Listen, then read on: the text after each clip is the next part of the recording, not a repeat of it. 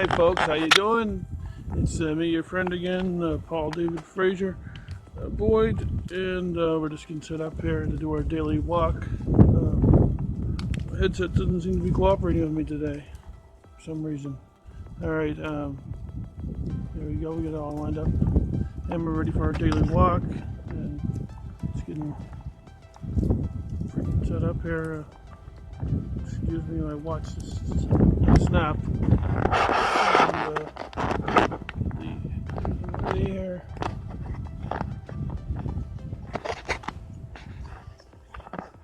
Okay.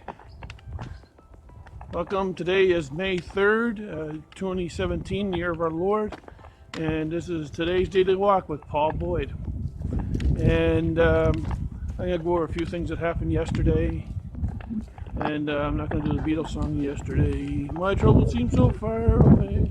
Well, some people had trouble. The good thing is today is it's supposed to be rain all day. It looks like we might have some showers, but at least the sun's out for now. So we had to put the shades on. And what we're going to do is talk about what happened yesterday. I took my a friend mine to a movie yesterday. We went to see The Gift. It's called Gifted. It has a really good young actress and some familiar faces in the movie world. And it's called Gifted. It's about a young child that loses her mother and is a prodigy, a genius, as it were, in mathematics. And basically it becomes a custody fight over what's best for the child's interest. In the end, it ends up being a good movie. I'm not going to give you any spoilers. No spoilers. No, sorry. But you'll have to watch it yourself. You'll have to go to the theater and watch the movie yourself. I'm not going to give you any spoilers. I'm going to tell you it is a good movie. And I'd recommend it. I give it 5 out of 5. Maybe 4.5 because there are some areas that are... I usually don't rate anything totally 5 out of 5, but this is probably closest to 5 out of 5, 4.5 out of 5 is you're going to get for this movie. And I recommend you take your friend and someone to the show because it was a great show. Gifted, it's called. I recommend you watching it. And that's what went on yesterday. And then I had some tea with my friend after that, and I went to work. Last night was a strange night. I got stuck in the town of Bedford for a while and couldn't get out of there. It was just call after call going back and forth. Staying within the Bedford area.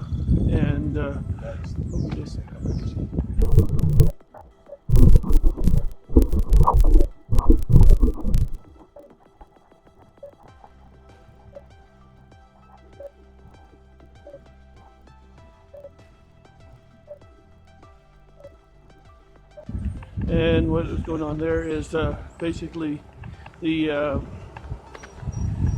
sorry to get a little sidetracked, folks. I apologize for that. Please forgive me. And so, see, we were trapped in Bedford and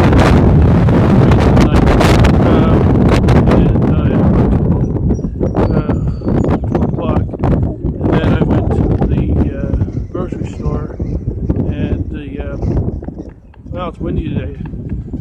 Unfortunately, you're going to probably hear the wind here because it's coming from this direction at quite a strong wind. It's probably because right now we're probably located on the jet stream. If you look at a satellite map or weather map, you can see that we are on the jet stream. So, excuse me. So basically, an issue that's been brought to my attention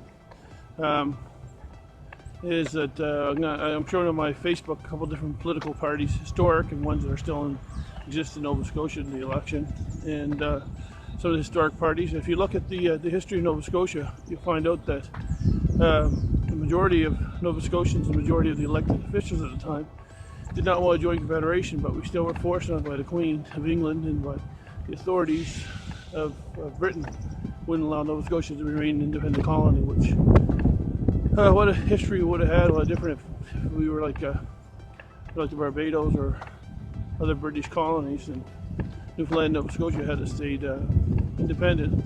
What a different prospect, or if we had to join America, those are other scenarios that could have happened and been part of the state of Maine or our own state of Nova Scotia.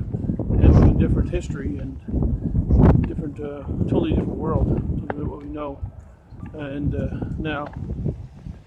And not necessarily exploited, but we probably see a lot of our resources used in a different manner than what they have. Definitely the oil and wow, that wind is really strong. You're probably going to hear that on the mic here, so I've got to speak up a little bit because we're in the wind, and I do apologize. Can't change the weather, so since we're in the wind there, just had to bring the volume up a little bit. So what else was brought to my attention today by Facebook, one of my Facebook comrades, one of my fellow Facebook person, was what's coming in the summer. So the months are getting hotter.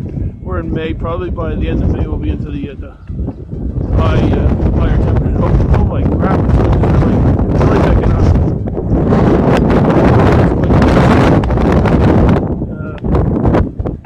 Definitely must be on the jet stream or somewhere along the network where we're getting a lot of close isotopes. Hopefully it won't impede our broadcast.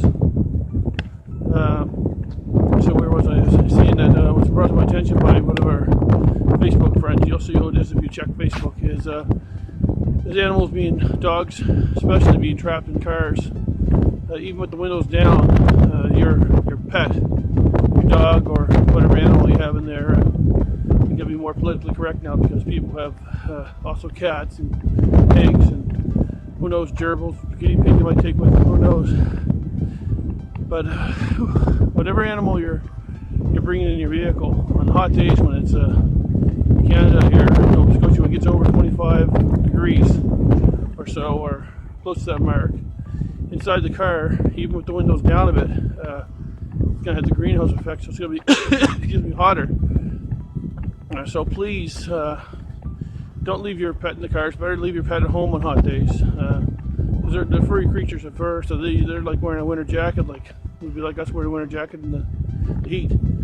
It wouldn't take long to cook like an oven, and you don't want to do that to your pet. So on hot summer days, if you can, bring your pet home or lock your doors and make sure you spare key and leave the air conditioning on for your dog or cat or gerbil or belly pot pig, whatever you have.